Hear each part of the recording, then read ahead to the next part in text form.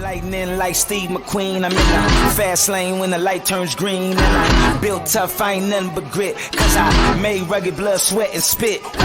Yeah, like a horse I fly. Better push yourself in for a bumpy ride. I like to play hard, but I work harder. And I weather the storm cause I'm built stronger. Hey guys, before we jump into the episode, I wanted to let you know it is brought to you by Denim. As a business owner myself, I personally know the importance of financial stability and preserving cash flow to help navigate through any freight market. With Denim's comprehensive service offering, you now have an all-in-one financial partner whose platform includes factoring, payments, freight audit, document collection management, and analytics, which help keep your business financially healthy and increase your team's time to focus on revenue-producing activities. You can also take advantage of Denim's free credit check, which they perform on all of your customers. And Denim will proactively reach out to you if they spot any signs of credit deterioration. Finally, Denim always pays your carriers first. As a broker, this is imperative to preserving your credit score in the market, which ultimately helps you become a broker of choice to your carrier partners. Are you ready to learn more? Visit denim.com to schedule a demo today. Just do me a favor and let them know that the Freight Coach sent you. This episode is brought to you by SPI Logistics, the premier freight agent logistics firm in North America. For over 40 years, SPI has been diligently building the most successful freight agent network to provide first-class relationships for our shippers, receivers, and carrier partners. We are more than another transportation network. We are a dedicated team of professionals united by one singular purpose, and that is to expedite our agents' success. All of our agents are set up for success on day one, as they are provided with a full suite of support staff that is ready to assist them with everything from after-hours emergencies to financial and administrative needs on a no-fee basis. This way, you can focus on continuing to grow your business.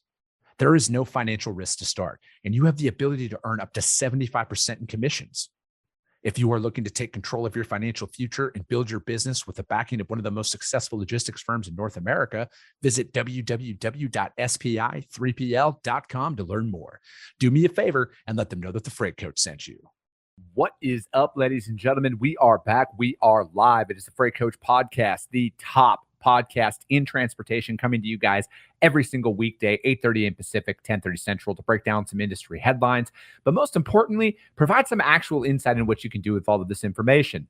If this is your first time tuning in, welcome. This is the real side of freight, ladies and gentlemen. And I say that before every single show. And what I mean by that is I only speak with transportation professionals, because at the end of the day, you guys, I want to talk to the right individuals who have done what you're looking to do or who are currently doing what you're trying to achieve. So you can take that information, apply it, utilize it, and see a meaningful difference in your business and your life. I got a very special guest for you guys here today on this beautiful, it's Wednesday today, I believe. So on this beautiful Wednesday, we're going to talk about we're going to bring on, somebody who I've personally worked with. I've worked with him, his organization, and they are just quality from top down, the entire transaction and interactions that we've had together.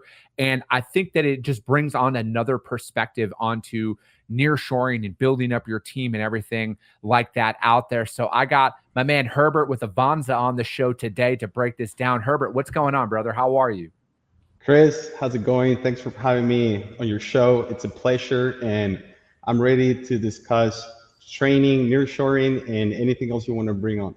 No, man, I appreciate you taking the time here. And, it was all because I swear it was like just yesterday that we actually met in person for the first time here in Phoenix at the TIA. You and your sister were here, and, and then it's, I think that there's such a stigma out there even to this day about nearshoring and everything else. And I think that, a lot of people just don't actually do the research on what it looks like, the structure of it, the candidates that are coming on and everything. But we're going to kind of get into all of that. But, what initially attracted me to want to work with you guys was the fact that you were a broker, right? And I think that there's, again, maybe it's just my own ignorance, but I think that there's just some validity to the fact that you've sat in the seat before, right? You were a broker for a while, and then you guys went out and did your own thing. So what was that like, man? How did you get your start in freight?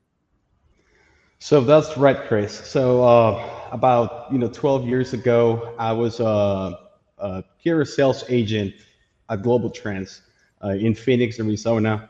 I was working for their Midwest flatbed division, and my brother joined a Global Trans a few months later for the Drive-On West Coast division.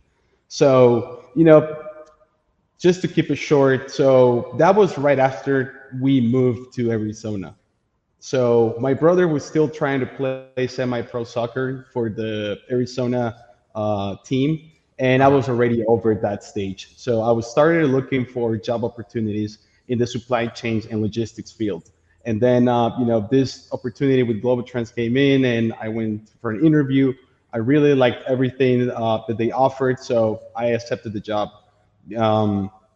So that's how it started. I really had no idea what logistics and transportation in the U.S. Would look like. I was more familiar with Central American, Latin American region back then.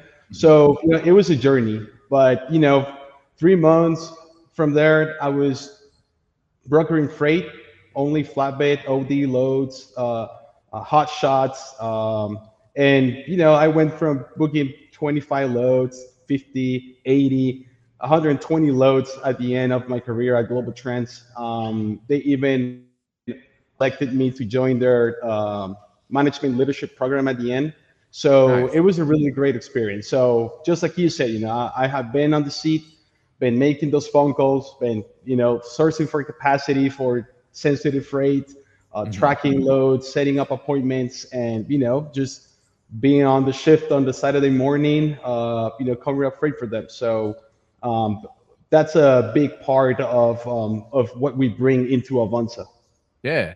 No, so like, what was it? Were you and your brother just kind of like sitting around and you're like, let's go do this for ourselves. Let's get out there and start that, because I look at, like, obviously, for those of you who don't know, I mean, my wife is from Mexico originally, born and raised. She immigrated here to the United States, but we go back and forth all the time, right? Like we're down in Mexico quite a bit. I mean, her hometown is 4 hours, 3.5 hours from here in Phoenix, and and it's always, I like going down there. I like experiencing that side of it, but like, I understand, like, eventually, like, I wouldn't be surprised if I end up like living down there, because I believe my wife wants to move back. Yeah. But your whole family is down there in Honduras and everything. What was it where like you and your brother were just like, hey man, let's go down there and then like let's start Nearshore? Like, how did that all come about with Avanza?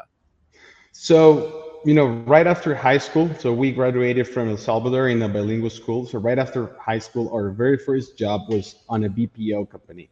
Okay. I think my brother was doing insurance and I was doing airlines. So we already knew the industry.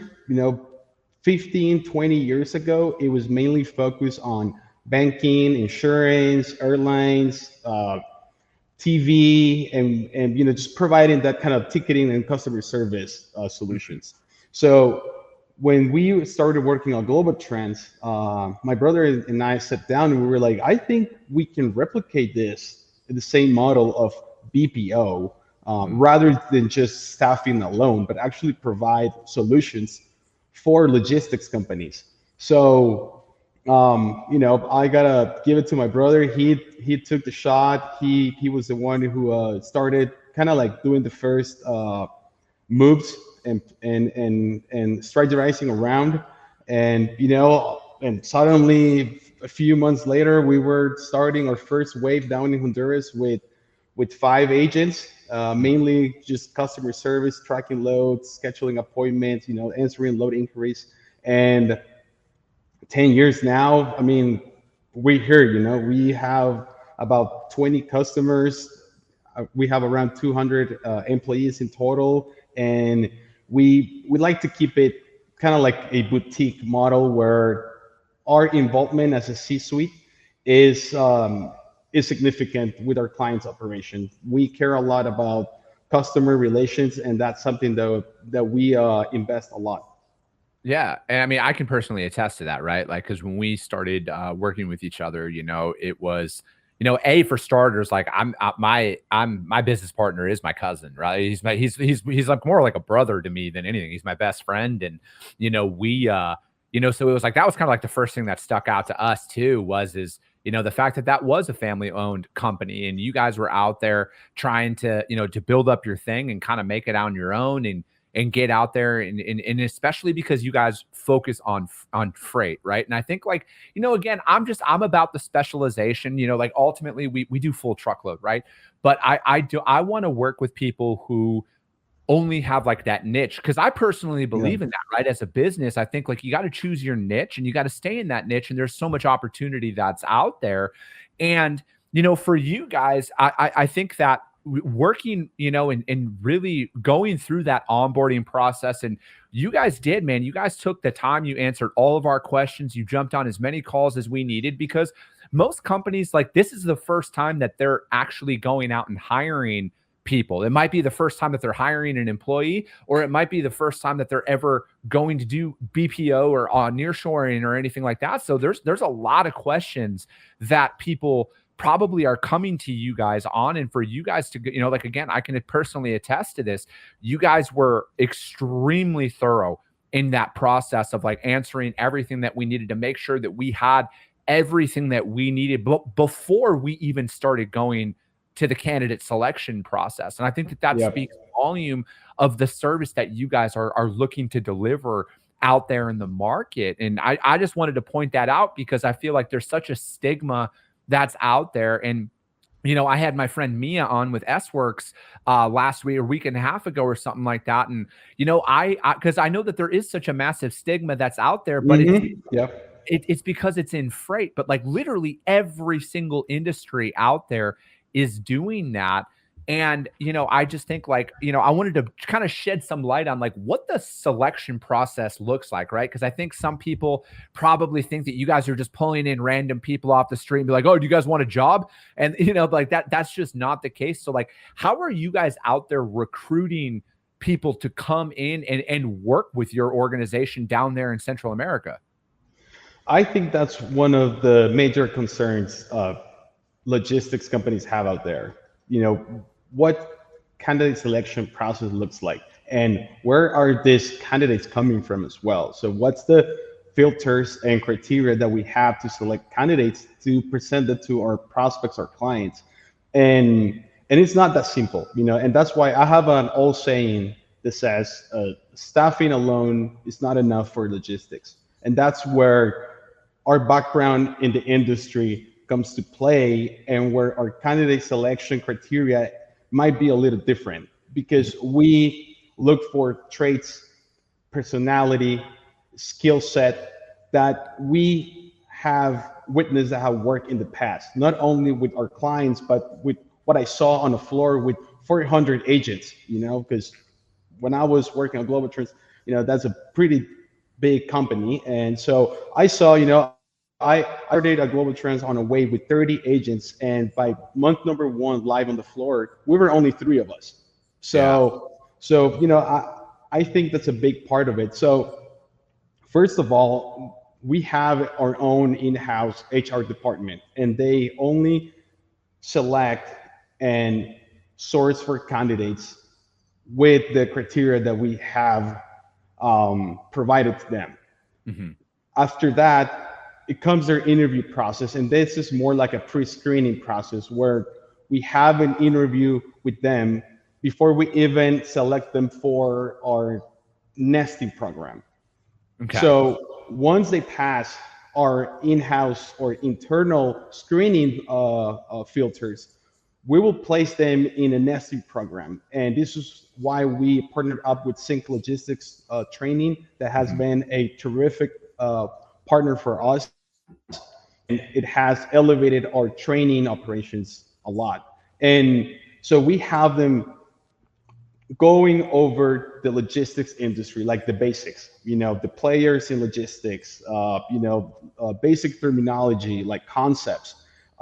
Then we switch over to track and tracing, customer service, and customer relations. So we have all of these candidates ready when our clients or new clients need candidates, then we will present them to them.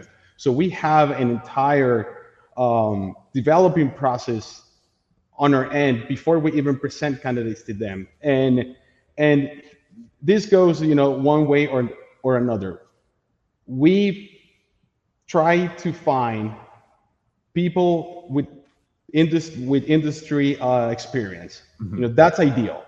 If they're past our filters and they have the work ethic that we're looking for, then we hire them automatically and they go into our nesting program.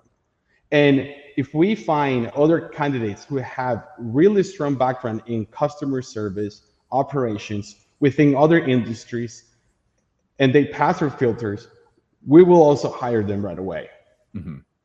So once that's done, we will present them to our clients. So you guys are interviewing, you guys have like your own internal interview process that you guys follow for anybody to even get hired at AVANZA. And then you guys bring them through Sync Logistics training, which Nick Dangle's massive fan of Nick Dangle's and what he's built over there. And then so then like they go through all of that, and that's before you even present them to a company like mine who comes to you and says, hey, I want sales or ops or anything like that. So you guys have a very thorough vetting process to even get them to the point of having them interview with companies and everything else. And because like that was always one thing that was in the back of my mind too, is it's like, are we just like, how do you guys even find them? Like what training are they even afforded? And like, obviously I work with AVANZA. So like I knew this, but I wanted to bring this to light because, I knew that if I had this question, I know that there's other people that have these questions that are going on out there, but I also look at it as it's like, man, you don't know what you get even here when you hire in the States, like everybody's got experience or they might have this and that and everything under the sun, but like, are they going to be a fit for you long-term and everything? And I think like hiring people are, it's a risk no matter what, whether it's here locally or if it's nearshore through a BPO, whatever that looks like, it's always going to be a risk. But, knowing that you guys have a very thorough process that you guys follow for literally everybody before you even present them to any of your guys' clients, I think that clears up a lot, right? And then especially if they have logistics experience or they have sales experience or customer service experience to come on to where it's like, you're not just bringing people on that are, not like, fresh out of college per se, but they actually have work experience out there before you guys even bring them in. Correct. And, we like to be transparent and set expectations. And just like we did with you, we do everything in our hands to provide you with the best talent out there, but there's always a percentage where they might work for a few months and then, something happens. So, and where's the difference is that you are trusting us, our selection process and our candidate selection process. So we have to go extra. We have to go above and beyond. It's not the same like if you hire someone for yourself and something goes wrong. You're like, okay, it's my company, it's my HR department. Like, okay, we picked wrong. But when you are given that power to a third-party provider and they do it wrong, then it's different. It is a bitter taste, And you're like, man, I don't know if they're selecting the right candidates. I don't know if they're doing it the right way. So we have to go extra. We do this. That's why we keep forecasting what our clients are doing in the month to month, where their needs are going, and we also forecast our prospects. So that's how we kind of like organize or pull up talent. So we have an X amount of candidates training for customer service, load tracking, building loads appointment, accepting tenders, getting knowledgeable with third-party platforms for tracking and setting up appointments, with TMS and all that. And then we have another candidates, getting ready for brokering loads, for sales. So when our clients need more talent, then we have specific people ready for each role out there. So are you guys working? So like say, when it comes down to like training them on, your clients' TMSs and technology and everything like that, are you guys doing that with them as well? Or is that something that, you as the company need to do, right? Because I think like, again, that like there has to be a clear separator here where it's like, if you're just because you're utilizing a company like AVANZA, for example, it's not all on AVANZA to do all the training, all the development. You guys need to figure it out. Why aren't they producing anything? Like, you have to treat this, in my opinion, as if this is an individual who you've hired here inside of your own office or remotely here in the United States. You have to take that hands-on approach with it, and again, like I've said this before, and I'm going to say it again, like these individuals, like they are a direct reflection of my company out there. So why wouldn't you want to invest the time and the effort to work with them to make sure that they are adhering to the standards that you as a company want to put out there into the market? Yes, and that's what I cannot stress enough, like how much we invest in training and coaching. And I think this is just, and it's on our genes, like my brother and I, we have been like tennis coaches, soccer coaches, like we just love training and coaching, and we think that it's vital for smooth operations. So when it comes with our clients, let's say, one of them needs, 5 customer service agents. So we have, powered by Sync, we have our own customer service training program for them. But we go with their clients and be like, hey, what TMS do you utilize? What third-party scheduling appointment platforms do you use? What tracking apps are you currently using? So we will integrate all of that. We will add it into our training program. So we will create a specific training program just for our clients and for their agents, and that they can even use for the US operations as well. So so we will build that for them, and we will train our agents with everything, with SOPs, a step-by-step task, anything that they have already set as SOPs or standard procedures in their companies. We're gonna set it up on a training. We're gonna document everything, and we're gonna have it ready. So before agents even go live with them, they will go over every single SOP and appointment scheduling platforms, TMS, with us. So once they go live with them, they only need to focus on more detailed stuff about, communications, certain things and how they do specifically in-house. But what we're trying to achieve with this is reduce the amount of time they need to spend in training with the agents, and also shrink the adaptation process when agents go live with them. Mm-hmm. No, absolutely. And I think like, again, it's like you're onboarding, whether they're here or, down there with you, like you're onboarding somebody, you have to treat it as such, right? Like this isn't a, why aren't they producing right away mentality? I mean, I could only imagine the amount of, feedback that people want to give out there is like, why isn't this person producing right now? It's been 24 hours and stuff like that. And there's no additional training or resources that are offered with that. And I want to put this, like, you got to have a hands-on approach with this. Like you have to make sure and work with these individuals, because I think, and this isn't even just like a, with you guys at AVANZA or any other nearshoring organization, Herbert, I think there's a lack of training and development across the industry as a whole, right? Like, I think that because like that's the one thing, like, everybody's like, oh, why are you different? Like that's always a question that goes on, and I'm like, we're going to thoroughly train our team, and here's the thing: training never ends. All right, this is a constant improvement. This is a constant process, because you're going to hit certain levels in business, in your book of business, or situations where, maybe you need to brush up people's skills. Maybe you need to prepare them for that. Like when's the last time, because it's RFP season, for example. Well, have you guys trained your staff on how to talk with some of their prospects or customers, about the RFP process? Are you actually able to penetrate deeper on that? Or is it just the figure it out mentality? Or you've been doing this for 8 years, why don't you know this stuff? I just look at it as training to me is something that will never end. Like, because that's something that I hold, that's the standard that I hold myself to, right? Like when it comes, whether it's, the information that I'm consuming via podcasts or audiobooks or books and, entrepreneur groups that I'm involved in and stuff like that. Like I'm constantly trying to evolve myself.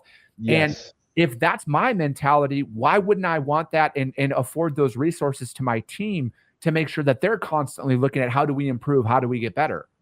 100%. And I'll give you a quick sample about what you just said. And it's like every time we're gonna onboard a new care sales agent for one of our clients, first we go over a coaching session of the best practices and tips to avoid scammers, double brokering, and anything that it's shady out there nowadays. And this keeps evolving. It started really small and now it's a big problem in the industry. So how can we ensure that our carrier sales agents are up to date with the new forms of scamming, of the new ways that double brokering is happening? And this is all coming from posts from Highway, from Cassandra Gaines, just gathering all this information and uploading that into our coaching sessions. And so before they even go with their clients, they will have a session where, hey, you gotta watch out for this and this and this and that. And even for our load trackers, like we tell them, hey, if your tracking update doesn't make sense with the last one, then something's going on. Like report that to the carrier sales agent or to the sales agent. So that's, for us, is really important. Like keep up to date with what's going on in the industry so we can coach our agents with that. Yeah. So like what roles are you guys offering out there entirely? So is it carrier sales? Is it track and trace? Is it business development? Is it, accounting role? Like what does that look like, man?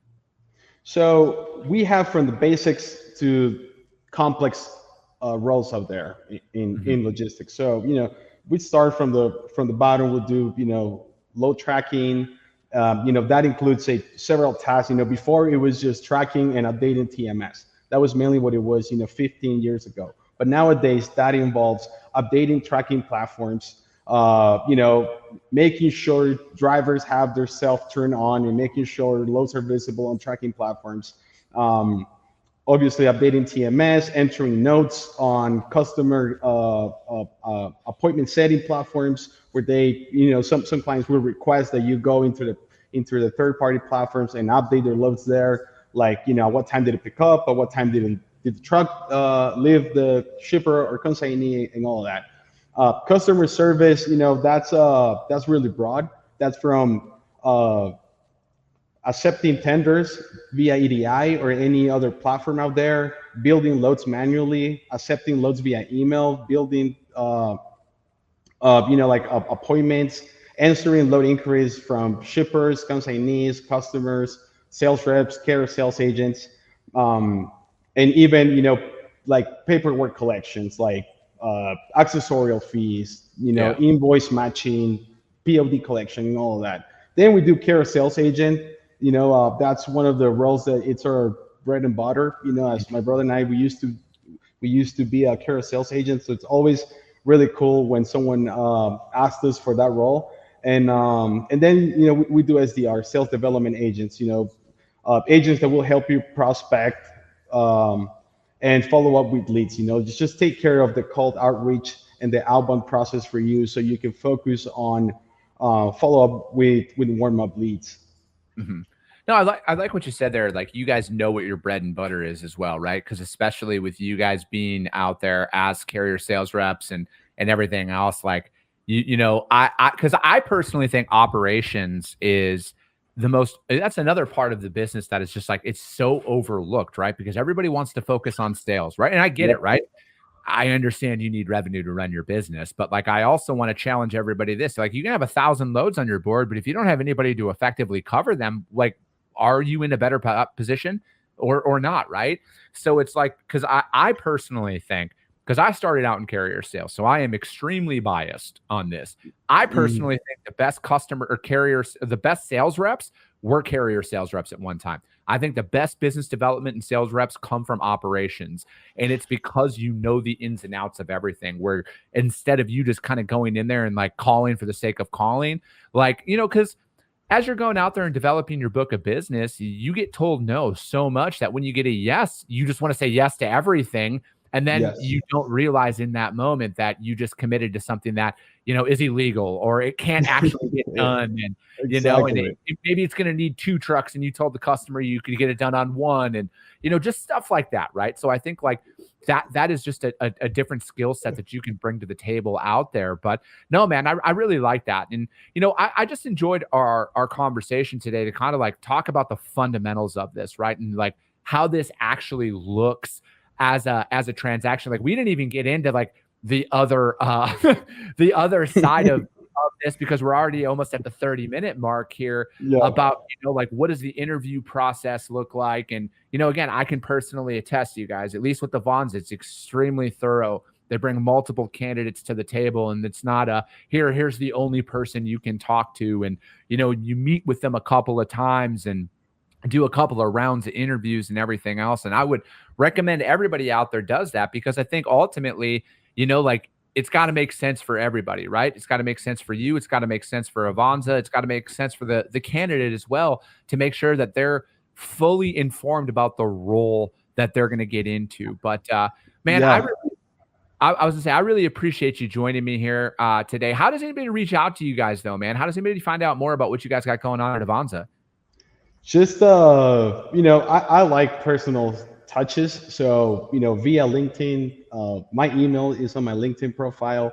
So I like that there is no such a structure where it's hard to get with us. That's what we love. We like networking. We like talking to other logistics professional.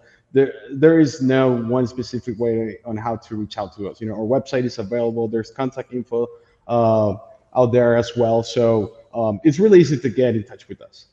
Perfect, man. And if for some reason you guys can't find Herbert out there on LinkedIn, hit me up. I will put you guys in contact with him direct out there. But that's going to be it for today, ladies and gentlemen. I believe we got guests coming on Thursday and Friday, but we will be back tomorrow as always, 8:30 a.m. Pacific, 10:30 Central. And if you guys got value in what you heard and you're not subscribed, subscribe to the show, you guys. Share it out there to your network because if you see value, your network's going to see value as well. I appreciate you guys. I love you guys, and we'll be talking to you soon.